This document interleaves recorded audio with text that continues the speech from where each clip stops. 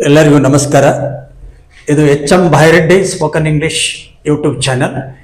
ಈ ನನ್ನ ಚಾನಲ್ಗೆ ತಮ್ಮೆಲ್ಲರಿಗೂ ಹಾರ್ದಿಕ ಸ್ವಾಗತವನ್ನು ಕೋರುತ್ತೇನೆ. ಇಲ್ಲಿವರೆಗೂ ನಾನು ಸುಮಾರು 71 ವಿಡಿಯೋಗಳನ್ನು ಮಾಡಿದ್ದೇನೆ. ಇದು 72ನೇ video. This is the second of this video. ಈ ವಿಡಿಯೋದಲ್ಲಿ ನಾವು ತೆಗೆದುಕೊಂಡಂಥದ್ದು ಗ್ರಾಮರ್ ಕ್ಲಾಸ್. ಇಲ್ಲಿವರೆಗೆ ನಾನು ಬಹಳಷ್ಟು ಸ್ಪೋಕನ್ ಇಂಗ್ಲಿಷ್ ಕ್ಲಾಸ್ ಮಾಡಿದೆ. ಆ ಸ್ಪೋಕನ್ ಇಂಗ್ಲಿಷ್ ಕ್ಲಾಸ್ನಲ್ಲಿ ಕನ್ವರ್ಸೇಷನ್ ಆಗಿರ್ಬೋದು, ಕ್ವಶನ್ ಕೇಳಿಗೆ ಆನ್ಸರ್ ಕೊಡೋದು ಆಗಿರ್ಬೋದು, ಆಗ ಇನ್ನಿತರ ಹಲವಾರು ವಿಡಿಯೋಗಳನ್ನು ಕೂಡ ನಾನು ಅಲ್ಲಿ ಮಾಡಿದೆ. ಆಮೇಲೆ ಕೆಲವು ವಿದ್ಯಾರ್ಥಿಗಳು ಸ್ವಲ್ಪ ಕಾಂಪಿಟೇಟಿವ್ ಎಕ್ಸಾಮ್ ಸಲುವಾಗಿ ಏನು ಗ್ರಾಮರ್ ಕ್ಲಾಸ್ ಕೂಡ ಒಂದು ಸ್ವಲ್ಪ ಮಾಡಿ ಅಂತ ಕೇಳಿದ ತಕ್ಷಣ ನಾನು ಏನು ಮಾಡಿದ್ದೇನೆ ಅಂದರೆ ಇವತ್ತಿನಿಂದ ಗ್ರಾಮರ್ ಕ್ಲಾಸ್ ಕೂಡ ಸ್ಟಾರ್ಟ್ ಮಾಡಿದ್ದೇನೆ. ಇದು ಫಸ್ಟ್ ನಾನು ತೆಗೆದುಕೊಂಡಂಥದ್ದು ಪಾರ್ಟ್ಸ್ ಆಫ್ ಸ್ಪೀಚ್.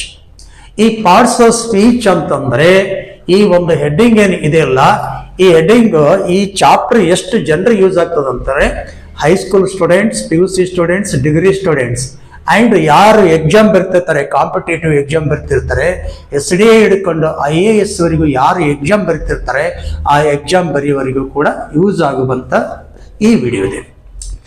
ಈ ವಿಡಿಯೋ ಎಷ್ಟು ಇಂಪಾರ್ಟೆಂಟ್ ಅಂತಂದ್ರೆ ಪ್ರತಿಯೊಬ್ಬರಿಗೂ ಬೇಕು. Parts of speech. Parts of speech ಅಂದ್ರೆ ಏನು? What is the meaning of the parts of speech? ಈ ಇಂಗ್ಲಿಷ್ ಗ್ರಾಮರ್ದಲ್ಲಿ ಬಹು ಮುಖ್ಯ ಪಾತ್ರ ವಹಿಸುವಂತ ಚಾಪ್ಟರ್ ಅಂತಂದ್ರೆ ಪಾರ್ಟ್ಸ್ ಆಫ್ ಸ್ಪೀಚ್.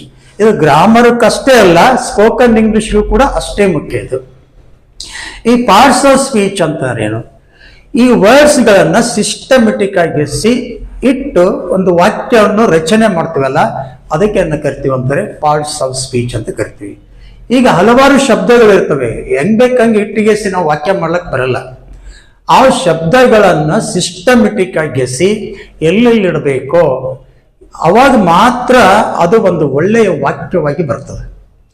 ಆ ಒಳ್ಳೆಯ ವಾಕ್ಯವನ್ನು ನಾವು ತಯಾರು ಮಾಡ್ಬೇಕಾದ್ರೆ ಈ ಪಾರ್ಟ್ಸ್ಗಳನ್ನು ಸಿಸ್ಟಮೆಟಿಕ್ ಆಗಿ ಇಡಬೇಕಾಗುತ್ತೆ. ಆ ಸಿಸ್ಟಮೆಟಿಕ್ ಆಗಿ ಇಡುವಂಥದಕ್ಕೆ ನಾವು ಏನ್ ಕರಿತೀವಿ ಅಂದ್ರೆ ಪಾರ್ಟ್ಸ್ ಆಫ್ ಸ್ಪೀಚ್ ಅಂತ ಕರಿತೀವಿ. ಇವತ್ತು ತೆಗೆದುಕೊಂಡಂತ ಈ ಹೆಡ್ಡಿಂಗ್ನಲ್ಲಿ parts of speech. Parts of speech, what is the definition? What is the definition of the parts of speech? See, in English language, words are divided into 8 different parts. Those 8 parts are called parts of speech. You see here, in English language, words are divided into 8 different parts. These parts are called the parts of speech. How many parts? 8 parts. 8 parts. These 8 parts are called the parts of speech ಅಂತ ಕರಿತೀವಿ ನಾವು. ಆ 8 ಪಾರ್ಟ್ಸ್ಗಳಲ್ಲಿ ಏನಿದೆ ಅಂತಂದ್ರೆ English ಭಾಷೆಯಲ್ಲಿ 8 ಶಬ್ದಗಳಿವೆ, 8 ಭಾಗಗಳಿವೆ. ಆ 8 ಭಾಗಗಳಿಗೆ ನಾವು ಪಾರ್ಟ್ಸ್ ಆಫ್ ಸ್ಪೀಚ್ ಅಂತ ಕರಿತೀವಿ. ಹಾಗಾದ್ರೆ ಆ 8 ಭಾಗಗಳು ಯಾವುವು?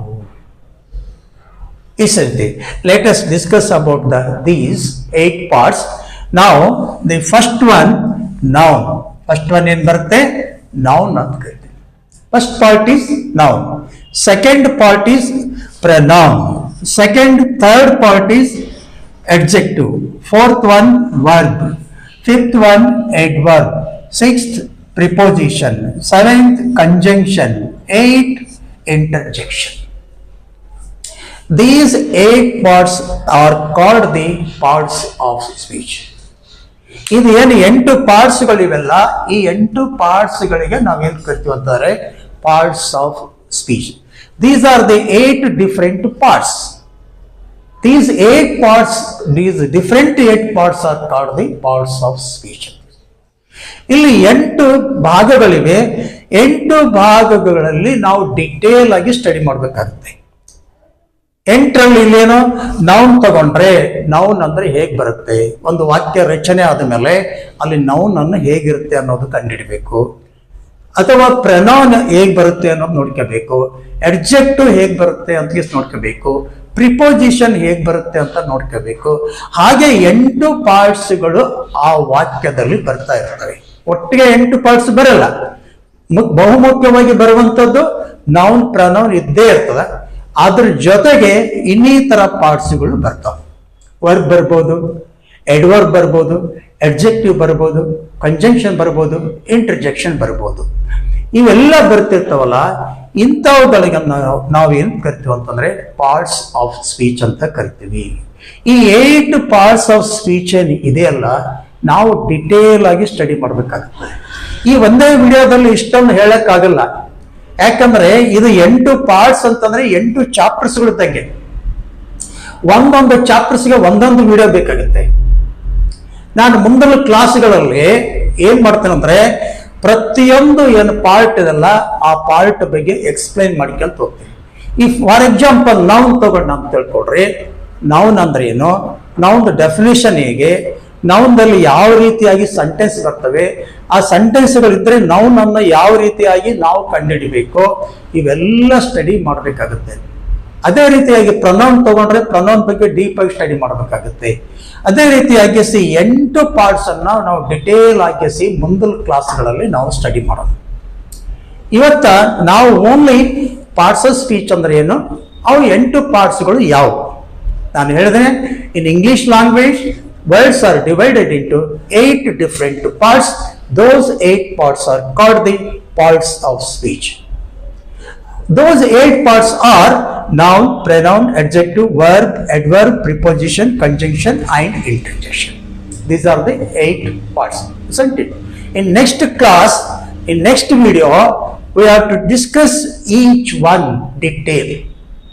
ಪ್ರತಿಯೊಂದರ ಬಗ್ಗೆ ನಾವು ಡಿಟೇಲ್ ಆಗಿ ಸಿರವಾಗಲಿ ನೆಕ್ಸ್ಟ್ ಕ್ಲಾಸ್ಗಳಲ್ಲಿ ನಾವೇನು ಮಾಡೋಣ, ಸ್ಟಡಿ ಮಾಡೋಣ. ಈಗ ನೆಕ್ಸ್ಟ್ ಕ್ಲಾಸ್ನಲ್ಲಿ ನಾವೇನು ಸ್ಟಡಿ ಮಾಡ್ತಿರ್ತೀವಲ್ಲ, ಹಾಗೆ ಮಧ್ಯದಲ್ಲಿ ಏನ್ ಬರ್ತವೆ, ಸ್ಪೋಕನ್ ಇಂಗ್ಲಿಷ್ ಕ್ಲಾಸ್ ಮಾಡ್ತೇವೆ. 2 ಸ್ಪೋಕನ್ ಇಂಗ್ಲಿಷ್ ಕ್ಲಾಸ್ ಆದ ನಂತರ ಒಂದು ಗ್ರಾಮರ್ ಕ್ಲಾಸ್ ಇರುತ್ತೆ.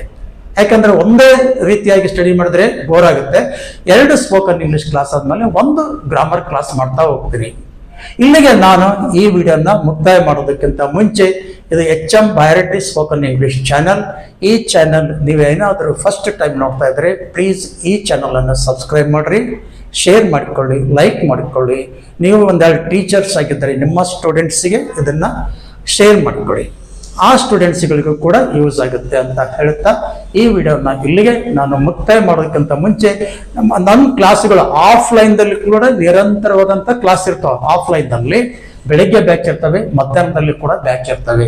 ನಿಮಗೆ ಯಾರಾದರೂ ಆಫ್ಲೈನ್ನಲ್ಲಿ ಕ್ಲಾಸ್ ತೆಗೆದುಕೊಳ್ಬೇಕಾಗಿದ್ರೆ ನಮ್ಮ ಕ್ಲಾಸಿಗೆ ನೇರವಾಗಿ ಬಂಧಿಸಿ ಸಂಪರ್ಕಿಸಿ. ನೀವು ಅಲ್ಲಿ ಕೂಡ ನೀವು ಡಿಟೇಲ್ ಆದಂಥ ಸ್ಪೋಕನ್ ಇಂಗ್ಲಿಷ್, ಗ್ರಾಮರ್, ನಾವಲ್ಲಿ ನಮ್ಮ ಕ್ಲಾಸ್ನಲ್ಲಿ ಏನೇನು ಹೇಳಿಕೊಡ್ತೀವಿ ಅಂದರೆ reading, writing, speaking and grammar. Totally ಒಂದು package. Reading, writing, speaking, grammar ಇಷ್ಟು ಟೋಟಲಿ ಆದಂಥ ಒಂದು package. That is HM Byreddy YouTube channel. That is HM Byreddy spoken English YouTube channel. ಈ ಚಾನಲ್ಗೆ ತಾವು ಹೊಸಬರಾಗಿದ್ದರೆ ಪ್ಲೀಸ್ ಸಬ್ಸ್ಕ್ರೈಬ್ ಹಾಕೊಂಡು ನೋಡ್ರಿ. ಈ ವಿಡಿಯೋ ನಿಮಗೆ ಇಷ್ಟ ಆಗಿದ್ರೆ ಬೇರೆಯವರಿಗೂ ಕೂಡ ಪಾಸ್ ಮಾಡಿ ಅಂತ ಹೇಳ್ತಾ ಈ ವಿಡಿಯೋನ ಇಲ್ಲಿಗೆ ನಾನು ಮುಕ್ತಾಯ ಮಾಡ್ತೀನಿ.